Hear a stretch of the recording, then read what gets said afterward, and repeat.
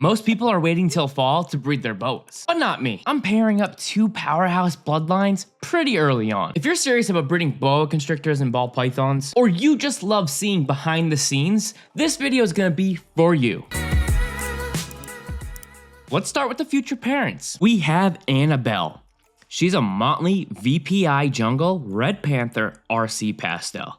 Yeah, it's a mouthful. She's bold, super intricate, and probably one of the calmest boas that I own. Her colors are pretty much insane. The RC Pastel line just amplifies that clean, bright, high contrast look. She's been crushing large rats every 10 to 14 days, and she's pretty much in perfect breeding shape. Annabelle is a powerhouse of a female. Annabelle is one of my absolute favorites, and I'm very much looking forward to this pairing. Then we have Krueger. Unfortunately, this is a day or two after his blue phase, so he's not looking as nice, but you guys already know what Krueger looks like on a daily basis. But this boy is a Cherry Pastel Hypo, 100% Het VPI Sunglow. He's got unreal saturation, an insane feeding response. This is the kind of male you use when you want to inject the color and contrast into everything. This pairing brings together two powerful, color-enhancing lineages. You have the Red Panther and RC Pastel.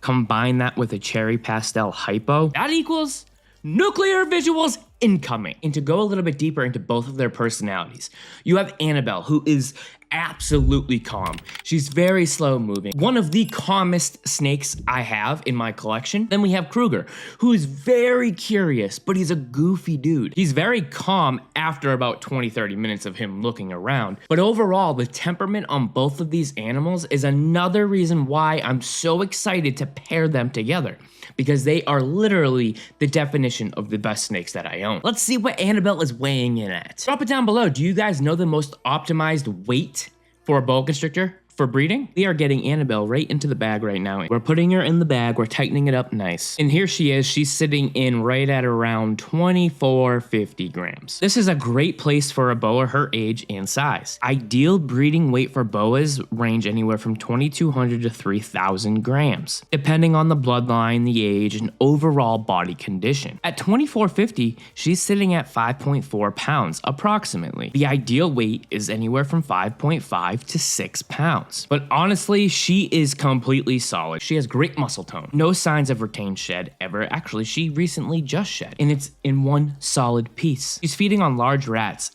Not jumbo, large every 10 to 14 days. She's alert, she's active, and she's extremely calm. But we're not breeding boas based off of weight alone. We take other things into factor: the body condition of the animal, the age of the animal, the behavior of the animal, and the consistency of the animal. Just because the boa constrictor weighs 5.5, 6, 7 pounds, we're not just throwing them in to get bred. And you're probably thinking, why is he breeding early? I've never heard of that. Well, a lot of people who understand how breeding works will breed year-round. This gives breeders the opportunity to actually breed and produce animals yearly, throughout the year, consistently. You know, most people think you have to wait until October or November to start pairing. Boas don't follow the calendar. They follow the environmental cues. Here's how I am mimicking seasonal changes to get follicular development going on early. Nighttime temp drop downs to around 75 degrees for 10 to 14 days. Stretching out feedings to mimic seasonal scarcity. Misting cycles to simulate dry to wet transitions. Shortening light cycles for 2 to 3 weeks to mimic shorter days. All these cues tell her body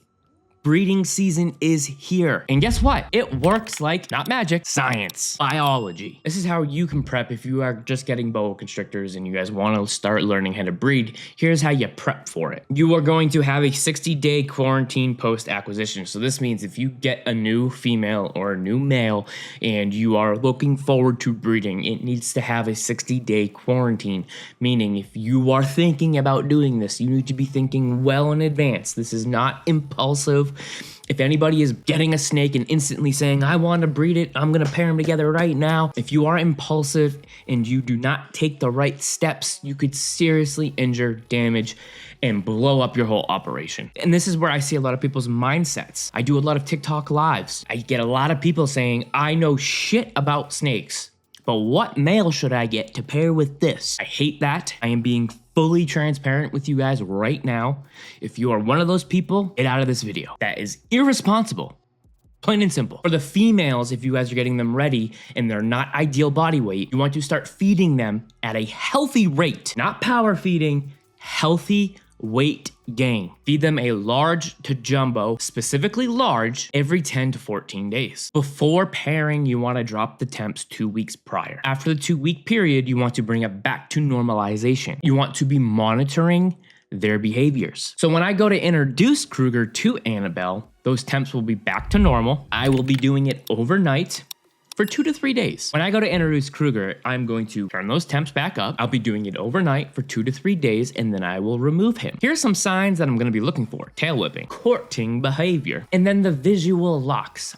Are you seeing them actually locking up? It's sometimes subtle and you really can't notice it, which is why I give it a few nights. So let's be honest, it's not a guarantee every single time. So what I'll do is I'll repeat this process 3 to 4 weeks. Let's bring it back around to breeding is not about clout. Breeding is not about, oh, I'm gonna make so much money. It's not about that. It's a commitment, and here's what it comes with. With a boa constrictor, you could have 20 to 40, and I have seen 50 babies be born in 1 litter. The gestation is 100 to 120 days. Your potential risks are there. They're there with everything, but here are your potential risks. Egg binding, dystocia, which is birthing issues, feeding refusals, postpartum complication, and then once the babies are born, the real work actually begins. Each one is going to need its own tub eventually. Eat, water, and being fed. Some might not eat for weeks, but remember, you're in this for the long term. You need to be looking at and understanding the genetics as well. Like, there really can't be any mislabeling or any guessing. You have to know for sure what your animal is producing. And this is another reason why I track everything, I film everything, I document everything. And the reason I share the full process is because I want this to be education for you guys and elevating the hobby to the next generation of potential breeders. So here's the plan moving forward. So after the official weigh-in, I am targeting within 2 to 3 weeks from now to pair Krueger and Annabelle. And why am I doing that? I am aiming for Halloween babies. I'm gonna be waiting on one final defecation from Annabelle after her last feeding. Pairing cycles are gonna be every 3 to 4 weeks. And if you guys wanna follow this journey and if you guys want to see when the babies are born or see the whole process, you guys make sure to subscribe to this channel, like this video, and join the Discord in the link in my bio or in the description. And if you guys want to go even further, make sure you guys head on over to my TikTok, join a live, follow my TikTok. If you become a subscriber on TikTok, you can also have all the benefits of first picks. You'll have a chat in the Discord, a personal chat with my wife, who is a CVT, for any issues. If you have furry animals and you have problems and you want to ask a CVT, snakes, whatever it may be. There's so many benefits with the subscribers on TikTok. And here's why I'm doing this early, guys. I am doing this early because I've learned how to control the variables. Not a lot of people understand that. Not a lot of people think it's okay. You really don't need to wait for fall. If you understand the variables, you can be breeding year round. And if you want to be getting into breeding boas, you need to learn